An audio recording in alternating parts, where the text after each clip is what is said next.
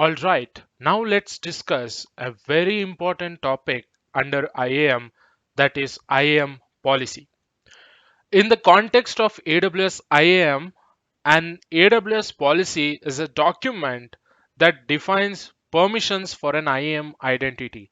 So an IAM identity can be a user, a role, or a group, right? So, or it can be an AWS resource also. Policies are used to grant or deny access to specific actions and resources in AWS services. And here are some key points that you need to know. Okay, first we'll talk about policy structure later. Okay, so it has got a structure for in itself. AWS policies are structured JSON documents that define a set of permissions for one or more IAM identities or AWS resources. A policy consists of one or more statements. Each statement can define a single permission. We'll speak about that in a while. Next is policy scope. So policies can be attached to IAM users, groups, roles, and also other AWS resources. When a policy is attached to an identity or a resource, it defines the actions that the identity or resource is allowed to perform on specified resources. Okay, and also policy syntax. We have a syntax for that. We'll see in a while, so don't worry as of now. Now let's talk about the policy versions.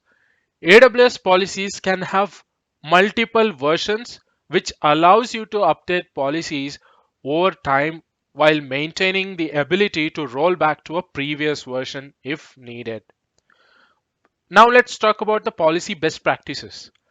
Best practices for using AWS policies include granting the least privilege access, okay, using conditions to further restrict access, and regularly reviewing and updating policies to ensure that they are still relevant. AWS policies are powerful tool for controlling access to AWS resources.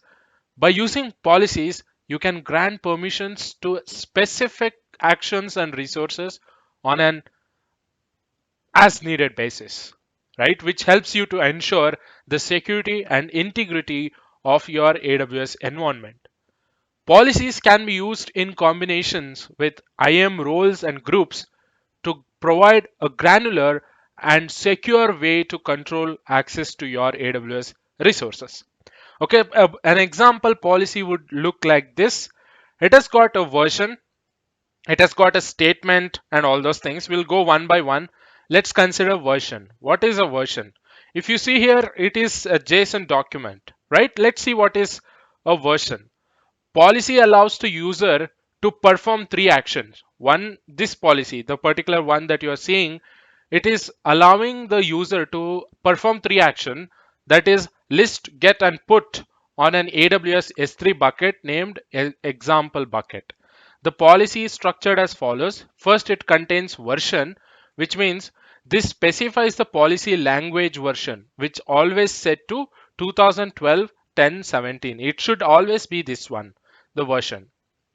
Okay, next is statement. Let's see what is statement. So this is an array of one or more statements that define the access control rules. Basically, these are set of rules that you can add. Okay, next is SID. That means statement ID. This is an optional identifier for a statement. It is optional. You can provide it, or you can also remove that. That is not an issue. Next, effect, whether you are allowing or denying. So let's see what it is mentioned here. This specifies whether the statement allows or denies access to a resource. In our case, it is set to allow. That means it is allowing. Next, action. Let's see what we have for action. So this specifies the action or actions that are allowed or denied. In this case, it allows the actions S3 list bucket, S3 get object, and S3 put object. So it is allowing these three actions. Okay, if you see here, the effect is allow. If it is denied, it is going to deny these three actions. But as it is allowed, it is allowing these three action on these resources. So what is the resource here? It is an S3 bucket. So let's see what is here in resource. Basically, a resource, this specifies the resource or resources that the action apply to, where action can apply to.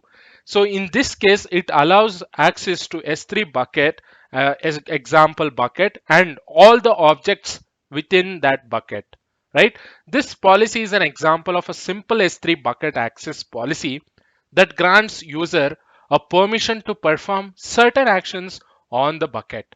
Other policies can be more complex and grant different permissions for different resources or conditions. Okay, let's go to AWS IAM console and see what are policies here. Okay, this is my IAM management console, and if you come here down till policies, you see a lot of policies that are already created. So we have one AWS management, AWS managed policies. That means these are already created by AWS. Okay, so they have created these policies for you to use. Okay, and you also can create your own policies like I have done here. I have created many policies here. So these are the policies that I have created. If you see here, they have mentioned that as customer managed. That means I am the one who created this and I need to manage these policies. Okay, let me open one policies that I have created. For example, AWS EC2 S3 access. If you open this one, if you see, these are the things that I have granted access. Okay, and if you open one of the AWS managed policy, let me open this direct connect read access only. So if you see, this is the statement and these are the this statement, the structure of this policy will be in line with whatever we have seen in this one, right? So a policy should contains all these details. SID is optional. Okay, so if you want to create a policy, right, what you can do is you can go all the way up, click on policy. You can use a visual editor here. So they are going to provide an editor which will make your job easy, or else you can paste the JSON document directly here.